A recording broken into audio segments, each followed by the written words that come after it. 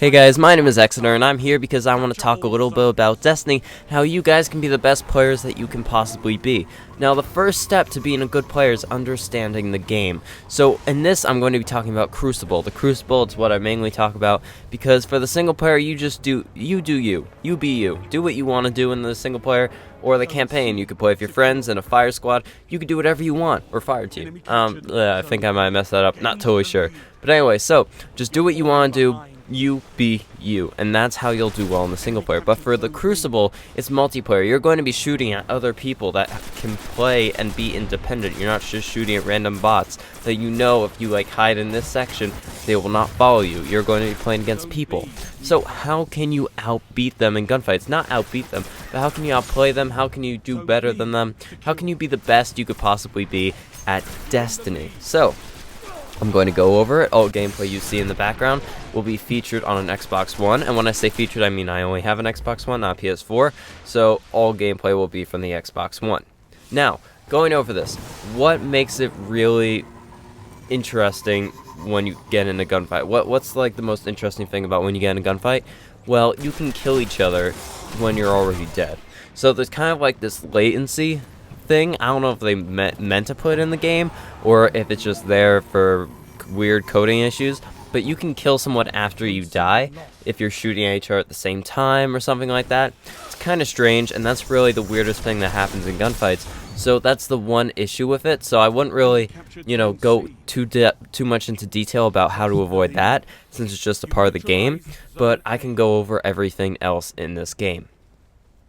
So now that we've gotten out of the way, you have to understand the game first. Now, when I say understand the game, I mean understand the weapons. In the Crucible, there's a whole bunch of different weapons. I already went through all the different types of weapons. But if you want to play the Crucible and do well at it, what are you going to do? Well, you're going to have to know what you're using and what that weapon's damage is. Now, I'm not going to go over all the weapons damages in this, really in detail, but you can easily look it up online and it'll show you. Now, what do I mean by this? Well, no matter what your weapon's damage is on the little description, it could be 178, it could be 40. I've mentioned this so many times, but it will always do the same damage in the Crucible as long as it's the same weapon. If you have an auto rifle that does 178 or 100 damage, they're going to deal the same damage in the Crucible, which is 24 special shots or 16 regular. That's what I think, at least. Now, of course, there's balancing. So if you have a higher rate of fire, it's going to be decrease the amount of damage you deal. It makes sense.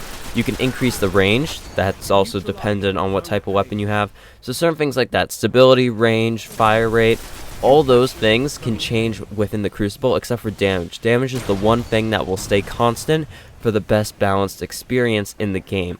So that's really how they made the game. So if you have a pistol, the reason why legendary pistols or exotic pistols or rare pistols do the best is because they have extended range compared to the uncommon or just basic pistols. And that's why people always say, oh yeah, these pistols suck until you get to legendary. That's just because they have no range until you get to legendary. Same with the shotguns. Shotguns are terrible at the beginning until you get to rare, which is when they have more range than usual. So you're able to shoot people without having to be in knifing range. Now, speaking of which, there's a great combo there. If you use a shotgun, make sure that you have your knife in a place where you can easily hit it once you shotgun someone. Because if you can do that, you can get the shotgun knife combo down. You can knife them, then shotgun them. You could shotgun them, then knife them. I suggest shotgunning first and then knifing. The reason for that, let me tell you, the reason for that is because when you knife someone and then shotgun, the time it takes for the shotgun to come out and shoot is longer than the time it takes for you to shoot and then knife someone. So it takes less time to shoot and then knife than it takes to knife and then shoot. And that's why it's better to just shoot and then knife, like I just said. Another thing about gunfights, if you're in a gunfight with someone and you're like, hey, I'm on the top of this building and I need to get behind cover quick, let's just jump off the roof, let's double jump off of it. Double jumping is the stupidest thing you could do when you're in a gunfight when double jumping doesn't bring you behind cover. If double jumping brings you behind cover, meaning you go behind a wall or something, or you can teleport because you're a hunter, then do it. But if you can't do any of those things and just double jumping leaves you in the open, don't do it. Run off the roof, run behind cover, jump once and then you'll go behind cover. But double jumping leaves you in the air for longer than you would be on the ground to get behind cover, so you just get killed quicker. It's the number one mistake a lot of people do, and you see it a lot. They're like, hey, there's a gunfight, let's double jump. If you do that, you won't be able to get the best results, really. And if you double jump when you're in a gunfight, you can't shoot down sights. You can't aim down sights and shoot someone. You have to wait until you double jump and then look back down sights and then shoot them. Now, if you single jump, you could stay looking down sights the whole time. Your view might be a little bit distorted, but you could still hit your shots. Another thing I would suggest is using a weapon that you like. Now, that might sound like a normal thing, but here's what I mean. So if you're using an auto rifle and it has super high recoil and you just can't deal with the recoil, then don't use the weapon. Don't be like, okay, but the trade-off is like I might kill people quicker. The trade-off is that you won't hit bullets as often, you'll die quicker. So, just make sure you're using a weapon that you feel comfortable using. Me personally, I use a pulse rifle. The reason for that is because it doesn't have a lot of recoil. It's easier for me to hit headshots, which deal extra damage, and I win gunfights more because of it.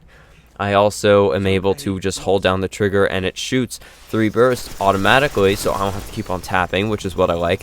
Now, that's only special to my particular pulse rifle, which you get for beating the game, but it's still, to me, it's more beneficial that I use that weapon than a normal auto rifle with a huge amount of recoil.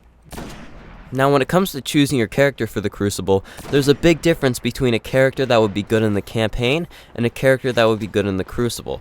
Here, let me explain. So, if you're in the campaign, and let's say you have to defeat a whole bunch or group of enemies, what's the best thing for doing that? Is the best thing for doing that a Blade Dancer, who only has a knife, and they have to knife each enemy individually one by one, or is it a Titan who could smash the ground and take out a whole group of enemies in one shot?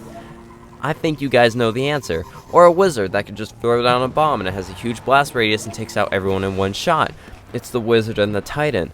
But in the single player, or not the single player, sorry, outside the single player in the Crucible, if you're fighting against other people, it's better to use that hunter because they will get better hits on that individual person. Now, I'm not saying the Titan or Wizard is bad, but it might be more beneficial for you to use the hunter when it comes to the multiplayer. Now, Titans are still good though, and Wizards is still good. I'm just saying that when it comes to Crucible, hunters are probably the best, and that's why I chose a hunter. Hunters might not be so good for the single player, but at least for the Crucible they are very helpful to have, just because their movement, the way they use their weapons, and some of the perks that come with using a hunter. So there you go. Now, speaking of the type of character you're using, it's also important to choose the right ability. Now, when I say ability, I'm going to go to the hunter. The hunter is Blade Dancer and Gunslinger. Now, Gunslinger gives you a golden pistol and Blade Dancer gives you a blue blade. But that isn't really as important. What's important are the abilities that come with it.